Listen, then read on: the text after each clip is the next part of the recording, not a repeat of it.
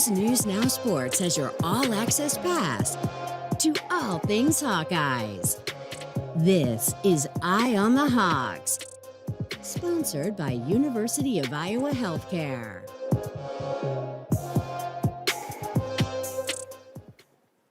We got the game back together. The Eye on the Hawks crew coming at you again on a very special Eye on the Hawks kind of Thursday. Owen Sebring, Curtis Fader, Mike Howell. We're going to be talking about a little bit of athletic department news. We're going to be talking some football, a little bit of wrestling in today's podcast. Nearly as breaking of news as we could possibly get on the show today. Let's just start off with Beth Goetz stepping in today, the university announcing that she will become the, I don't want to say the permanent AD, because at some point she will probably not be the AD sometime decades. I think that's a fair way to say it, permanent AD. Yes, what's that? I think it's a fair way to say it, permanent AD until she's not, you know. Such a way with words, Owen. Yeah, I mean, permanent sounds like, all right, this is eternal.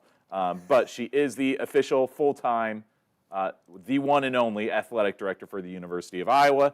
I kind of want to hear from Mike first on this, because he's the guy who's been associated with the University of Iowa longer than any of us, and he's the biggest Iowa fan. Mike, how do you feel about this hire? I love the hire. I thought it was a great. A lot of us didn't know why it just wasn't final back in August. I guess they probably have to cross their T's and dot their I's and do a national search. But to me, an outsider who doesn't know exactly why they legally have to do that, it just seems like a waste of money. But we all knew that was going to happen. I'm happy she works well with the Swarm Collective, something our previous Gary Barta wouldn't do or didn't do. She seems to know where the sports landscape in today's world is going, so I think we should all be encouraged about that. She's very qualified. Sick and tired of seeing Twitter eggs saying that she's a PR hire. She's not. She knows what she's doing, and I thought, even with the timing issue, with the Brian offensive coordinator move, and we can debate whose decision, if it was hers or the president's or whatever, I thought it was the right move to do it before the season ended, to let everyone know that it will not be, the offense won't be the same next year. Let me just run through a few of her credentials here. From 2000 to 2008, Assistant Athletic Director at the University of Missouri St. Louis. 2008 to 2013, Associate AD at Butler. 2013-15, Deputy AD at Minnesota. 2015-16, Interim AD at Minnesota, same role that she just came out of now at Iowa. 2016 to 18, the Chief Operating Officer at Connecticut. 18 to 22, she was the official AD at Ball State. 22 and 23, Deputy AD/COO/Interim AD at Iowa. I don't know what somebody will want out of somebody being qualified. It sounds like maybe there's people in the comments already saying that she's a PR hire. But what more could somebody possibly want than 23 years worth of AD caliber experience? By their logic, Kirk Ferentz should never have been hired as head coach at the University of Iowa. She has more time as an AD than Kirk Ferentz had as a coach/head coach when he got hired by the university back in 1999. A long soccer background, so that means she's probably got the respect of Curtis Fader. Your thoughts on Beth Goetz being named permanent AD? You mentioned all of the things that she's done in the past, but look at the things that she's done with the interim label. First of all, obviously we've all talked about the dismissal of Brian Ferentz, which a lot of people have been begging Gary Barta to rip the Band-Aid off. She finally did it, and she probably took the heat and let Kirk Ferentz kind of, mellow out a little bit and just be like, hey, wasn't me, which is probably the best case scenario for how this possibly could have ended. She also set up the crossover at Kinnick, which is the most highly attended women's basketball game ever recorded. And she's already brought up plans of renovating Carver, which is huge for the student section to actually be more involved in basketball games. She's doing so much already, and now that she gets the permanent label, it's going to be bombs away. Everything in the athletic department kind of reflects back onto who is in the athletic director role. I know there's been some conversation about the Brian Ferentz decision. Maybe, possibly, probably was not totally hers. That was something that maybe came down from the president. I know the crossover initially was Lisa Bluter's idea, but she ran it by Beth, I think, who was already in charge at that point. She's like, let's roll with it. Mike, so far in Beth's time as the interim athletic director, what's been her most impressive decision in your viewpoint? I think it is the Brian Ferentz thing. I think you have to. It's football is the moneymaker. They still won 10 games. I mean, and you can, again, I know there's some reporting that says it was less of her decision, more of a combined decision with the administration, but we needed to separate because the offense was just not great. And we'll talk about where the offensive coordinator switch is at this point a little later on, but I don't think you can go past that. Yeah. I think that she's just been so great with her visibility, being out there, being at every single event, being transparent, being meeting with and being out there with when we were in Orlando for the bowl game, she was out there at the, what do they call the fan event? The Hawkeye Huddle. She was out there. She was on stage for the Big Ten championship game. She's just always present at nearly every event. We have a lot of B-roll of her because she's just there at everything. I covered a few women's field hockey events this year. She was at every single field hockey event I went to. She was at a lot of soccer games, too, and they also they had the highest ever attendance for a home soccer game this past season when they hosted an NCAA tournament playoff game. So those two things, then someone in the comments already saying, like, you can't give her credit, Brian Ferentz can't. Okay, I'll give you that. One other thing, I think hooking up with or linking up with the Swarm Collective, you have to give her credit for that. It's something Gary Barta did not do. Yep. It's something he didn't even talk to Brad Heinrichs. It's the new age of college sports, and you got to embrace it. And if you're not going to give her that, which is fair, I mean, you could say that Brian was already in his contract. They weren't going to rehire him. I don't know that because I think Kirk's stubborn, and he would have looked back and said, we won 10 games. That was his measurement all season long. It's true. That was the argument they made every year in the past. Guys, you got to just give us a break. Now, we were injured. There was too many injuries.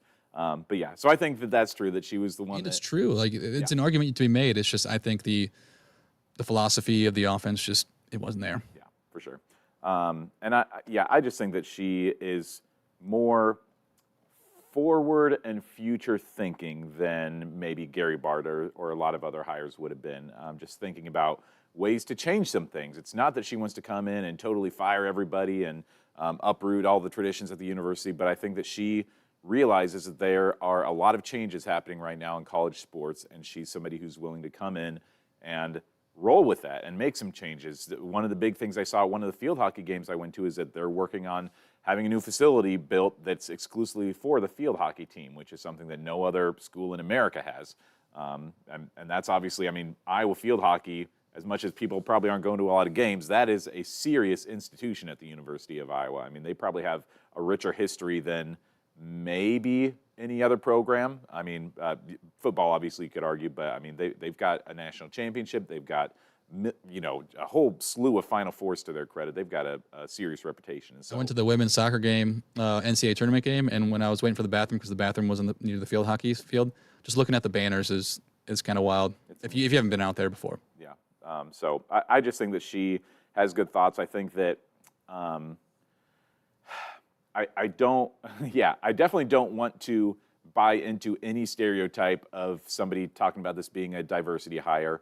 However, I do like the idea of having a woman in charge because of the direction that Iowa is going with a lot of their programs. The Iowa women's basketball team is such a big deal right now that it's like, I kind of like the idea of having a woman in charge that's going to be able to, like, hopefully give them the credit they deserve and push things in the right direction they deserve, or the field hockey team deserves, or that the women's soccer team deserves. Not that I don't want somebody who's going to be giving, like, unfair credit to one gender or the other, but I think I want somebody who's going to give equal and deserving credit to whatever team that ends up being. It would be interesting to see who I don't think they're going to, since they just they ended up going with Beth, but to see who else, because their press release mentioned that they did interview other candidates who were sitting ADs, so I wonder who those were. I don't know if we'll ever find out, but maybe some will foil it, maybe we can, I don't know. Probably like a group of 5 type of school trying to get to the... Yeah, speculation. Yeah, but nevertheless, I loved the decision. I've only had nothing but positive interactions with Beth, and I hope more people get a chance to meet her and have interactions with her, because she is, I think, like a terrific person for the job, somebody who's going to win a lot of people over, and is going to do a lot of good things for the university. So she's going to have a lot of big things to think about going forward. For example, if the football team continues to not go in the right direction, what's going to happen with Kirk Ferentz? If the men's basketball team continues to kind of pewter out, What's going to happen with Fran McCaffrey? These are the two winningest coaches in their respective programs that aren't necessarily performing up to standard. That's What's true. she going to do about that? Yeah, and I think that she understood the amount of backlash that she got over the Brian Ferentz decision, especially with the timing issue. I think that was the biggest thing that a lot of people had issue with, was happening mid-season versus after the season. And I know there's a lot of defense for when it happened, but still a lot of people were unhappy about it. Nevertheless, I think that will at least affect how she approaches anything regarding Kirk Ferentz moving forward, that she's probably going to have still a very loose leash with him, give him a lot of slack, that even if he has a couple losing seasons in a row, I think that she really is going to allow him to go out on his own terms. But that's a decision for potentially years down the road. As we transition into a football conversation, still no offensive coordinator. We're into the third week of January, which is when Kirk Ferentz did say that we were going to have potentially a offensive coordinator hire. I don't remember his exact quote about that, but this was kind of the time frame that we thought we'd be hearing something. And all we're hearing is that people are not going to be offensive coordinators. Somebody like Paul Christ, and I see Joe Philbin's name on here. Is Joe Philbin officially out of the mix, Mike? I thought I saw some people saying those two were kind of not, and I don't think anything's official because there's no like real reporting. This is just more of kind of what people have heard, you know. I think Paul Christ said he was staying at Texas to be an analyst there. I've kind of heard rumblings that Philbin wasn't going to, just on Twitter. Nothing. I don't have any sources or anything. Yeah. So after those two, you know, there were a bunch of names thrown out. You don't know who it is. I know. Well, I don't know much about this, but it's just speculation at this point of who it could be, and I don't know if you guys heard anything about potential names. So one thing I heard, a lot of fans were clamoring over, I think, was it Brennan from UNLV?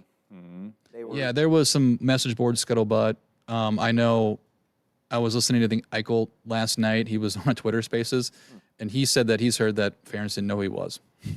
Sorry, say that again. Ferentz didn't know who he was, the guy. That's just what he heard from the background. That's what he said on a Twitter Spaces last night. So I don't think that. I was doing a deep dive on him a few days ago just after some people mentioned it online, and I think it'd be awesome. I'd be in favor of it, but I don't think he fits stylistically because he likes to run an up-tempo offense. It's more of like a run first to get a deep passing game, kind of an odd formation he runs with two running backs next to each other on shotgun. He would be interesting. I feel like the reporting on this, everyone's holding their stuff close to the chest. Is that what you guys have kind of felt? I mean, it's hard for me to speculate anything because you obviously don't want to advertise your failures. Like, we wanted this guy. Yeah. He rejected us. That's true.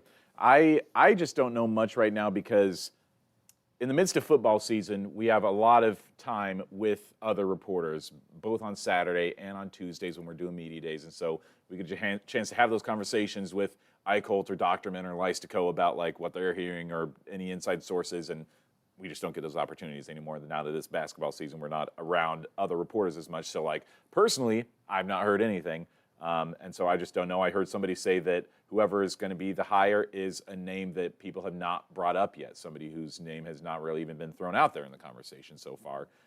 So I have honestly zero speculation. I wish I had more insight into this and had some names that I could throw out there. I personally would love to see Ryan Grubb be the guy, but it doesn't sound like that's going to be a realistic opportunity. The good news is that with Phil Parker's new salary, he's gotten bumped up to, what was it, $1.9 million? Yeah, just about $2 million. And so the conversation revolved a little bit around like whoever the OC is cannot be paid more than Phil Parker, who's the best assistant coach in the country. So this at least gives them a little bit more leeway to pay a new OC a little bit more as long as it's less than what Phil Parker's making. And also keep in mind, Seth Wallace just got elevated to assistant head coach, and now he's going to get paid $1 million a year. So there's a little range there. I'm curious what you guys read into the Seth Wallace promotion, him being bumped up to, is it assistant or associate head coach? Assistant head coach. And in the release, it was the first time anyone has ever held that position under Ferentz.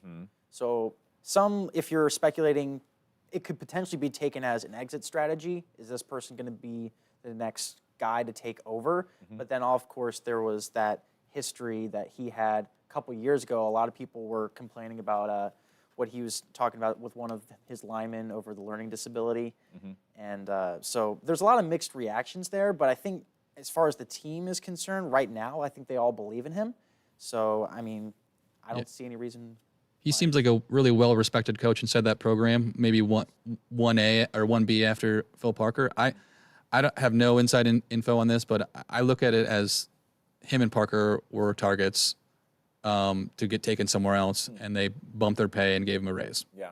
Or bumped their pay, and in Wallace's case, gave him an extra title. Wallace was always an interesting guy to me because, like, whenever coaches were out there fighting with a ref or yelling, getting in somebody's ear, it was always Kirk and Brian, and then Seth was the next guy out there who was always, shouting and pointing and saying, that's a bull crap, invalid fair catch call. What's so funny is when we're looking back at the footage in the archive, sometimes we don't have the audio at first, and you can literally hear the shape of his mouth create expletives. This is something, too, Mitch Vick found out, too, on the roster. They took all the coaches off. There's football staff, like the strength and conditioning coaches, all the GAs and stuff for next year's roster, but all the coaches were taken off. He posted on Twitter, like, speculate all you want, or what does this mean? I just think it means, like, or we kind of decided it was just like, we don't know who our offensive coordinator is yet, and we made some changes because the wide receivers coach was not renewed, and they just wanted to renew it, and they're going to wait until the offensive coordinator is hired to put the coaches up there. Yeah, give a little refresh. That really did surprise me, the Seth Wallace thing, because normally we don't see somebody get promoted to assistant or associate head coach unless they are the coach in waiting. I feel like that's the only time I ever see that happen. Seth Wallace's name, I guess, in my understanding or my hearing and conversations, was not the guy who was talked about as the coach in waiting in Iowa. LeVar Woods is the name that I always would hear get thrown out there. You always hear about him being the best recruiter. So that's a very interesting. And so I just don't know, if it was a matter of just like wanting to try to keep him around for another year and having that be a little bit of the bait to keep him at the University of Iowa for a little bit longer. Maybe they understand that he's probably going to be a head coach somewhere else before long, and this is a chance to give him a little bit of a leg up on the competition when he's looking. Resume. Yeah, exactly. Yeah, precisely. Yeah, when he's looking for a job maybe next year or the year after that, he has a chance to put assistant head coach on that role, and so they maybe know that he's not going to be the next guy at Iowa. Maybe he will be. I don't know. This is just speculation on my part, but it could also just be not head coach in waiting, but defensive coordinator in waiting. Phil Parker. This is just speculation. I don't know when he would ever want to retire. He's only 60 years old, I guess. So, but it just seems like he would have had an opportunity to be a head coach sometime, and with Kirk getting into, you got to imagine. I think I said this 3 years ago. You got to imagine 5 years left, but it looks like who knows when Kirk's going to hang it up. I don't know what that coaching staff looks like. Was left behind, That is an interesting point about the DC job. I think that Phil Parker seems very happy, and he's not the type of guy to want to just like go and take whatever the next good opportunity might be for him. I think he's super happy being at the University of Iowa. So. I don't know. His family's probably all settled here too, so Yeah. it's going to take a lot for him to just move out. I'm not willing to make any sort of projection on him being here for life as a DC, but I think he'd be perfectly content doing that. But I don't know. That's a good speculation, though, about Seth Wallace, them wanting to have him be the maybe the heir apparent just to the DC role versus the That head was coaching his role. previous title, linebackers coach / assistant defensive coordinator. He's still both of those roles. I know. Oh, okay. You said previous. I just wanted to make it clear for the. It's like, before I was this, but Yeah. now I get an extra label. So he's still assistant DC too? And the linebackers coach is what the release said. So he's got 3 titles? Pretty much, yeah. And an extra $245,000 in salary. Yeah, not bad. Yeah. So before we go on this get off the football discussion, we wanted to bring up one of the biggest stories, at least online, and who knows when whatever will be official, but an Iowa native is on the transfer portal, Caden Proctor, and I guess I heard he's not officially in the portal yet, but he's announced that he's going to be in the Today portal. he is in the portal. he entered today. That, A few that, hours I think ago. happened this morning. Oh, yeah. okay. Just a few hours ago. More breaking news. All SEC freshman team. A lot of people are wondering if he's going to be a Hawkeye next year, and Why would he want to after the way the fans have treated him? Now, obviously, the coaching staff holds him in high regard. the coaching staff very complimentary to him. I guess how much stock do they take into Twitter accounts? I'm curious, actually, Mike, if you could do a little bit of Twitter researching right now. If you could go to Scott Reister's Twitter account, he reposted some sound from last year that Jeff Dubroff got with Caden Proctor. It was kind of a, whatever you want to say, like a response to some of the backlash that Iowa fans had given to him after he had, I mean, he was committed to Iowa, right? He committed, and all right, I got it pulled up here. It is, let me restart it real quick. Okay. Bump the audio. Make me feel bad a little bit, you know, but I can't tune into that stuff.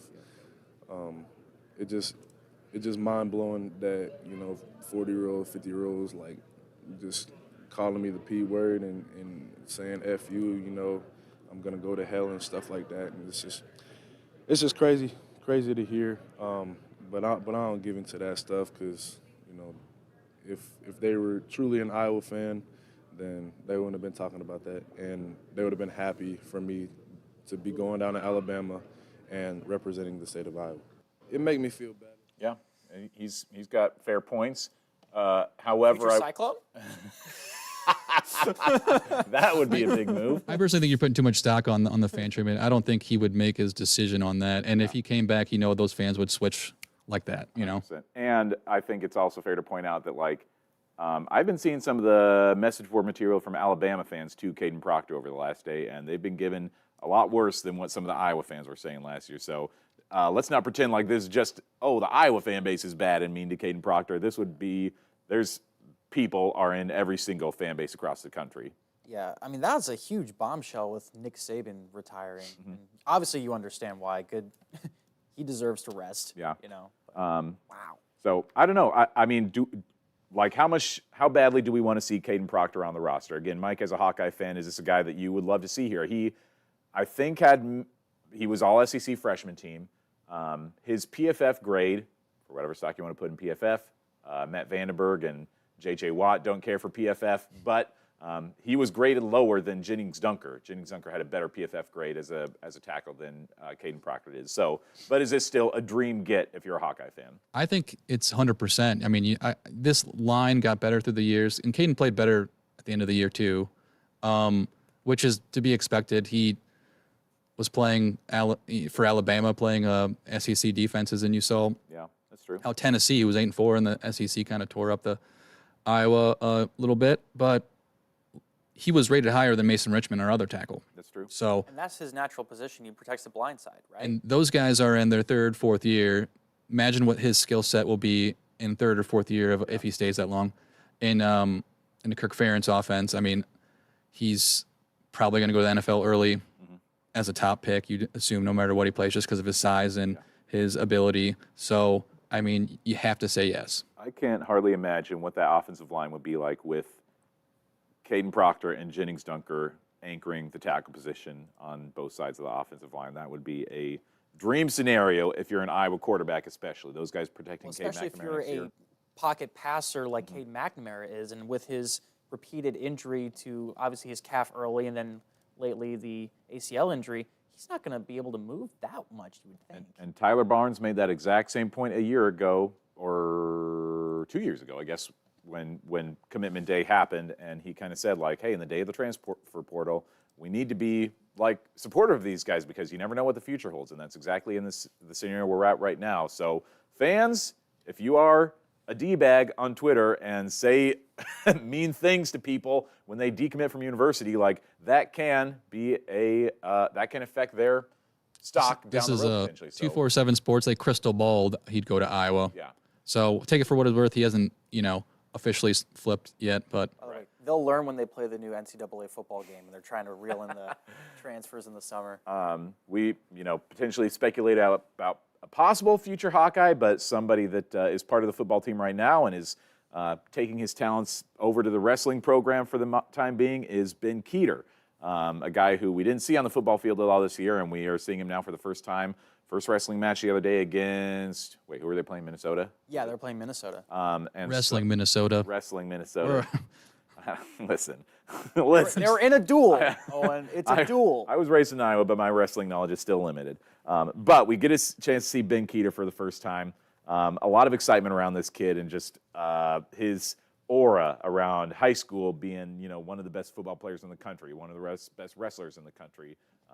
His legend as a high schooler going undefeated in his career, and now transitions over to college. A lot of people have been waiting for this kid.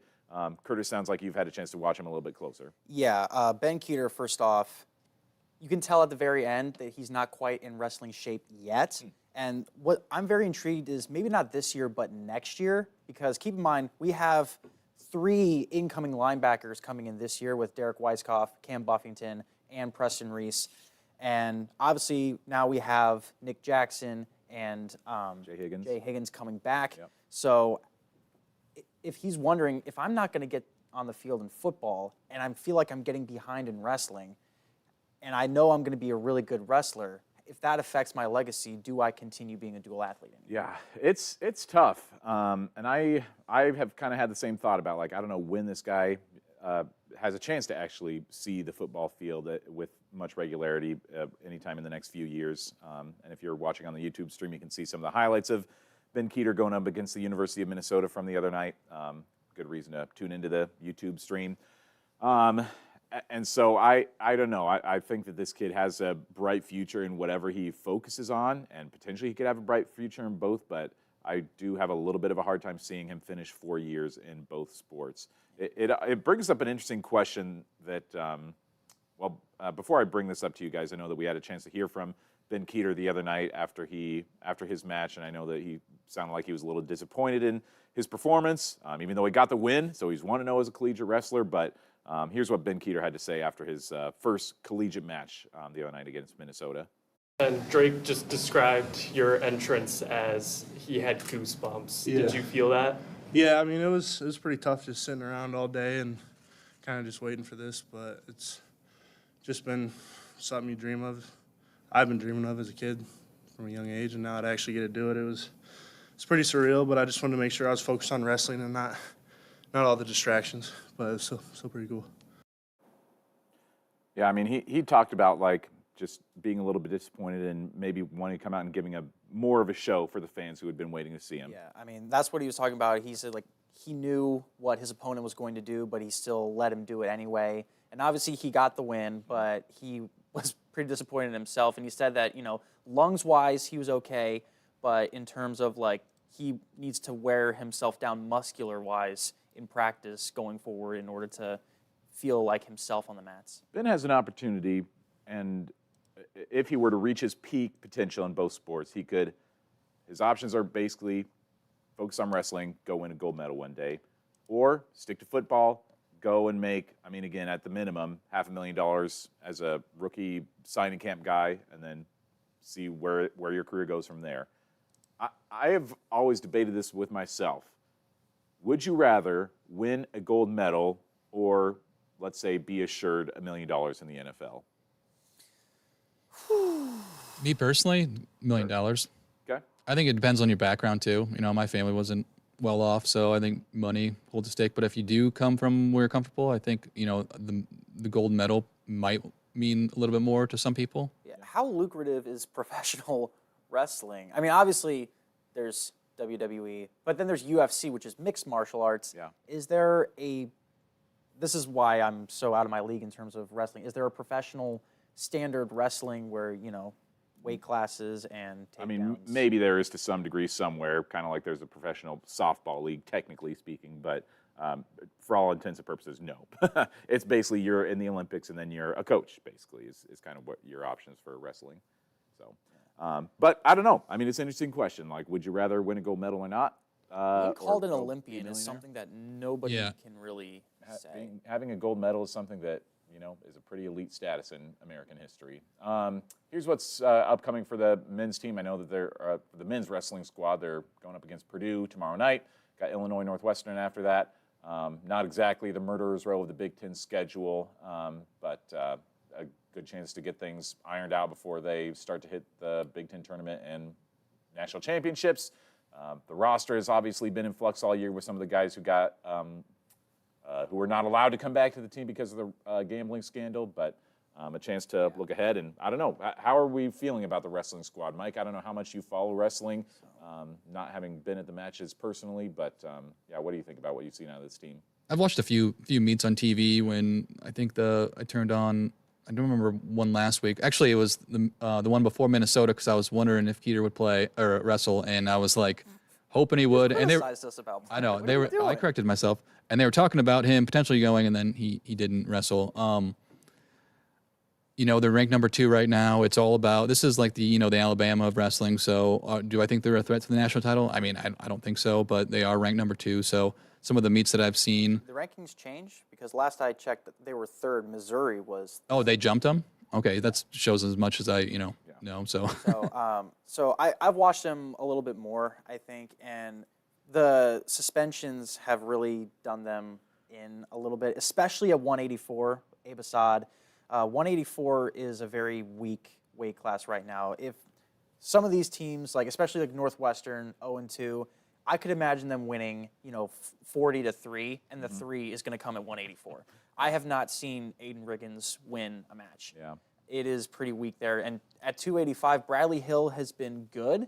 He hasn't been astoundingly great, but that's still, he can still win any of those matches, but 285 is Ben Keeter's spot for the taking if he can go and take it. Obviously, Real Woods at 141, rock solid. Jared Franek at 157 has historically been solid, but he's a very conservative wrestler. He gets to take down a couple escapes and tries to hold out, and that bit him in the butt last time when he lost for the first time against Minnesota.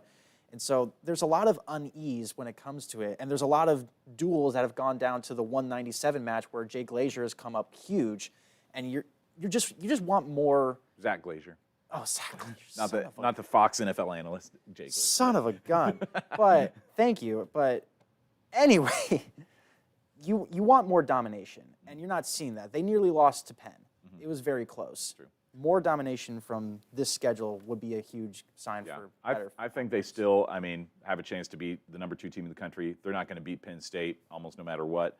That's a dominant team. They're the Alabama of wrestling right now. But I think this team still has a chance to end the year with a couple of individual national champions possibly, and possibly a number 2 or 3 team title, which all things considered is pretty darn good. Pretty good for how much you lost too from the gambling investigation. So yeah, and they're going to have more help on the way next year too, with true. or without maybe the Ferrari brothers. Women's wrestling doing great things right now. They just capped off their first national championship by 1 point, getting a chance to beat North Central in the National Duels Tournament in Cedar Falls recently. Got the national champions traditional style coming up in about a month and a half. Here's their upcoming schedule. We're going to get a chance to see them at home this coming Sunday in a couple of duels against Missouri Valley and Life. I think you've seen them against Life a little bit. They've got a great women's wrestling program. Give them a problem. Yeah. Life at the Soldier Salute, we had several Hawkeyes make it to the championship round, and only a chunk of them won. Biggest reason why was Life University. Yep. They have some wrestlers, especially the McBride sisters. They are a program that should be seriously talked about in terms of the women's wrestling world. And KJ Pilcher, who writes for the Gazette, who knows as much about wrestling as probably anybody in the Cedar Valley, he had some really glowing things to say about, especially those McBride sisters and Life University. So that could be a really interesting duel once they face off with them on Sunday. But the best part about the women's wrestling season for me is just learning all these colleges I didn't know existed. Life University. But yeah. Also, their style of wrestling, at least in freestyle, it's fun. I was telling Owen this. There are some matches where you've seen a lot of different wrestlers, like Lily Luft and Emily Frost will do this sometimes, where they get the initial takedown, grab their legs, and then they just spin them around. 2 points, 2 points, 2 points, and they just spin them 4 more times, and then it's a 10-0 tech fall, and then it's over, and you're like, wow, that escalated quickly. Yeah, I've had to brush up a lot on my freestyle wrestling knowledge, just because it's such a, I'm still trying to get my mind around folk style with men's wrestling, and so this new aspect of the game has been a challenge for me so far. It was great at duels. I sat right in front of the radio announcer who was doing the live stream, and so everything that was happening, I was kind of getting like his take on the scenarios for who was going to win by decision and things like that. And so anyway, you need a little bit of help if you're new to the game with freestyle wrestling. if all you've been used to is folk style. But Iowa women are great. I think that they've done everything that we expect out of them so far this season. Yeah, they're Yeah, great to see. So hopefully Get a chance to go out there and see him this Sunday. They're at Carver for I think it's the second time is where they're hosting duels. Hopefully they can break the record because they broke the initial record for most watched women's wrestling event when they first hosted back in, I think, November. And maybe with more turnout, they can break it again. Sunday is going to be a big day for Hawkeye Athletics. We have the women's wrestling, and we have the Iowa women facing off against Ohio State on Sunday on the road. And that's going to be discussed in the next podcast that we have for Eye on the Hawks. We're going to be talking about what's ahead and where we're at right now with the men's and women's basketball teams. In the time being, we're going to hopefully be a little bit more regular with these weekly podcasts for Eye on the Hawks. You can follow all of the social medias with X, with YouTube, with Instagram. Eye on the Hawks hopefully keeping you posted with sound and with updates and with highlights and interviews from men's and women's basketball, men's and women's wrestling, and anything that we find in between. Once rowing season kicks off, maybe we'll get out there to the rivers. My pecs are hurting already thinking about it. Keep your eyes open on our YouTube page too. We're going to be recording a basketball one, and we'll come out a little later today. So. So, all right, boys, it's been a good one, and stay tuned for more Eye on the Hawks coming up later today and in the coming weeks as well. Thanks for joining us today.